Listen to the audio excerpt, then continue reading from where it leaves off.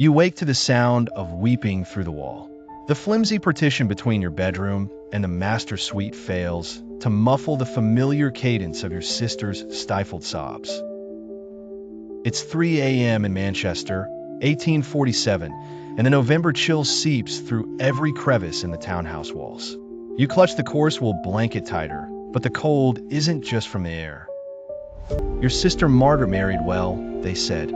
Charles Whitmore owns 3 textile mills and a stately house in the respectable quarter.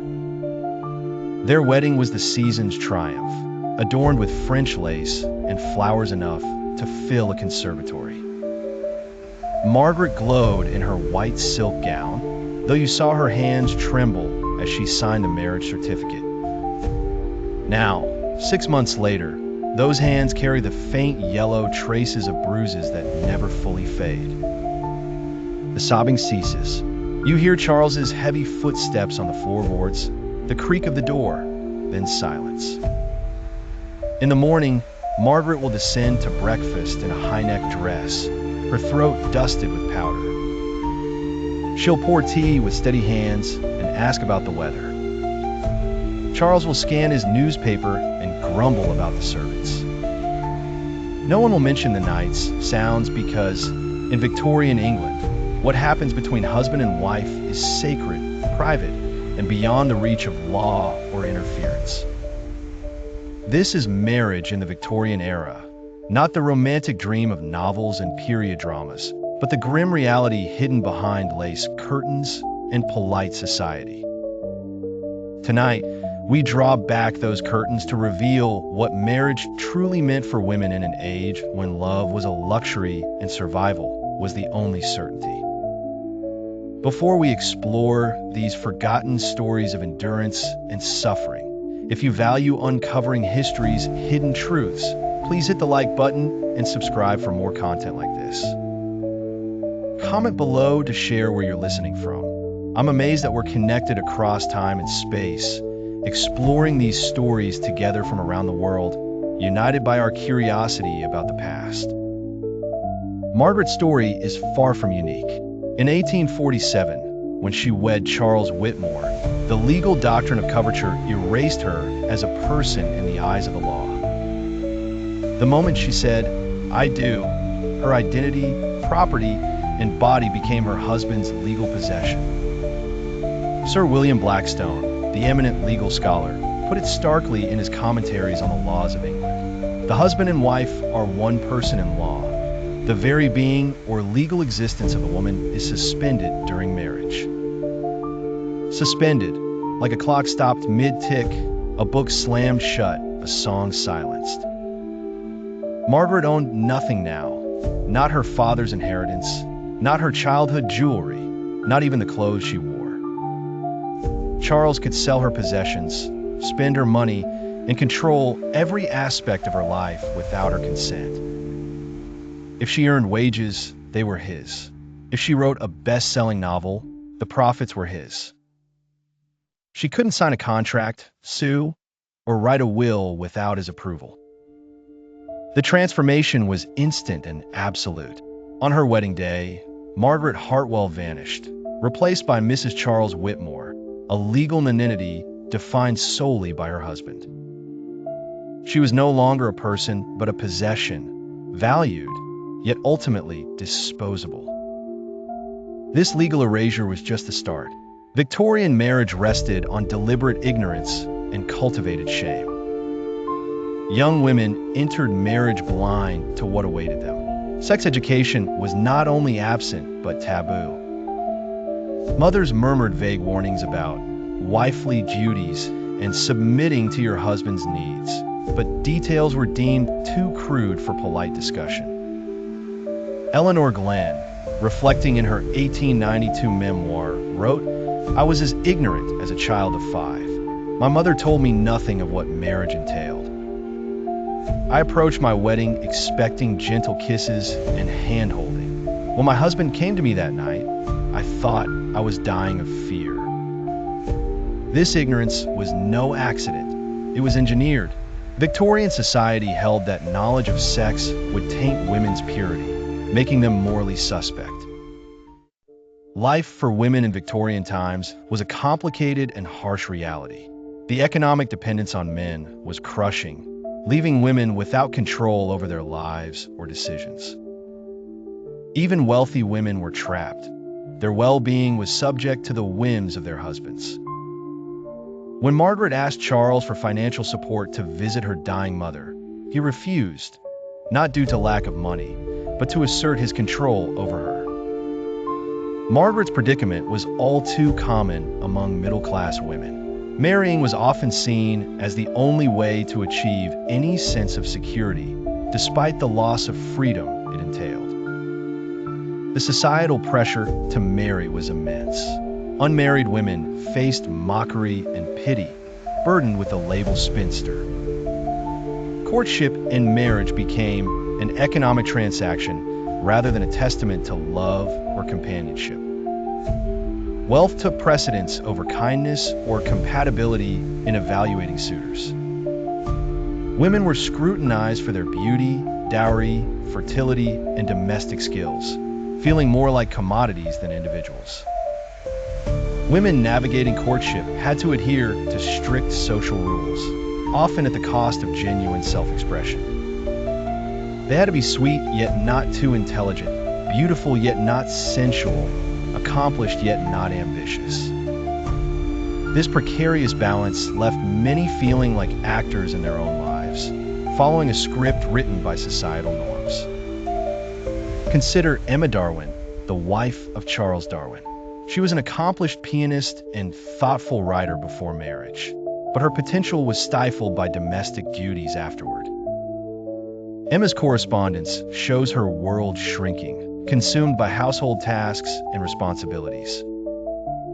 The pressure to bear children was immense, placing fertility at the heart of a woman's value. Victorian women spent much of their adult lives pregnant or nursing, without reliable contraception or safe abortion options. Even Queen Victoria expressed disdain for the constant cycle of childbirth, despite her privilege of excellent medical care. For ordinary women, each pregnancy risked death. 1 in 200 births resulted in maternal fatalities. Doctors' interventions often worsened the plight, viewing women's bodies as flawed and treatments as torturous. The rest cure, popularized in the 1870s, isolated women and prohibited intellectual pursuits, causing some to suffer mentally. The cult of domesticity caged women within their homes, positioning them as angels too delicate for public life. While the imagery appeared beautiful, it was a confinement, rewarding women only for being powerless and obedient. Domestic tasks, coupled with restrictive clothing, further limited women's freedom.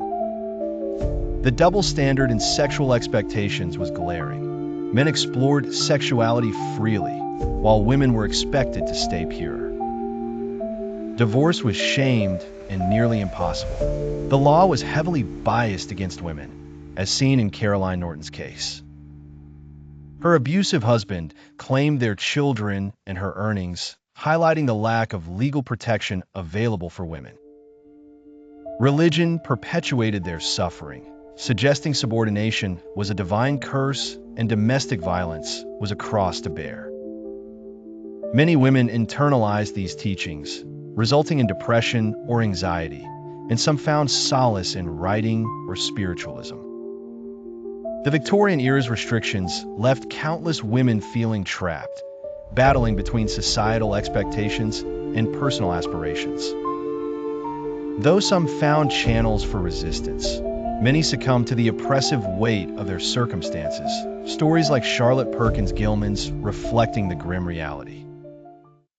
In the mid-19th century, society was a tapestry woven with threads of inequality.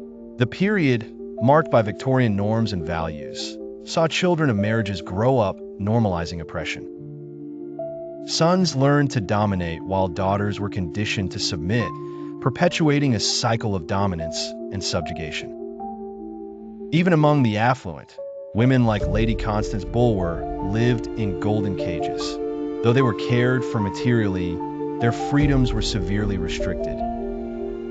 The plight of working-class women was even harsher, facing grueling labor in factories, such as Charles Whitmore's mills.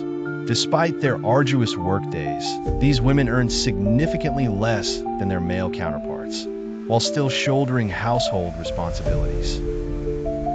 The social stigma surrounding pregnancy outside of wedlock led many desperate women to catastrophic choices, such as infanticide or baby farming, where infants were neglected to death. The legal system was predominantly skewed in favor of men, often dismissing women's testimonies and reinforcing gender inequality. Medicine, too, contributed to their oppression. Gynecology was marred by unethical experiments conducted on enslaved women, and male doctors, despite their ignorance of childbirth, displaced skilled midwives, resulting in increased maternal mortality.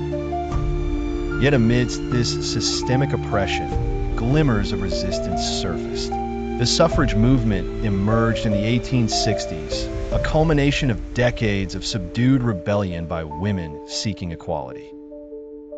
Wars, specifically World War I and the Crimean War, opened new avenues for women as they took on roles as nurses and organizers. This was a testament to their capabilities beyond domesticity.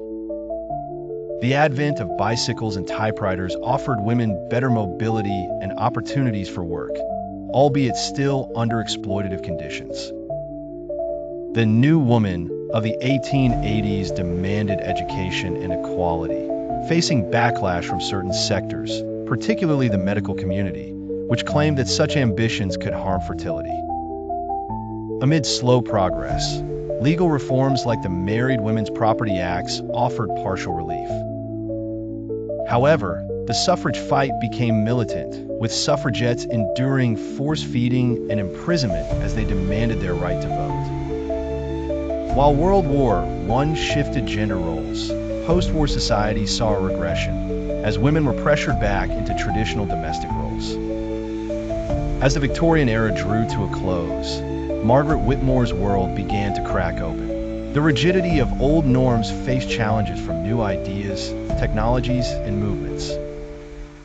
The silent struggles of women during this period laid the foundation for future change. Their collective pain became fuel for the battle for equality, proving that systemic oppression, no matter how ingrained, breeds resistance. The romanticized myths of Victorian marriage obscured a harsh reality of legal ownership and silent suffering. Margaret's story represents a resolve, not of surrender, but of quiet defiance. Her silence speaks of a fortitude required to face each day in a world designed to break women.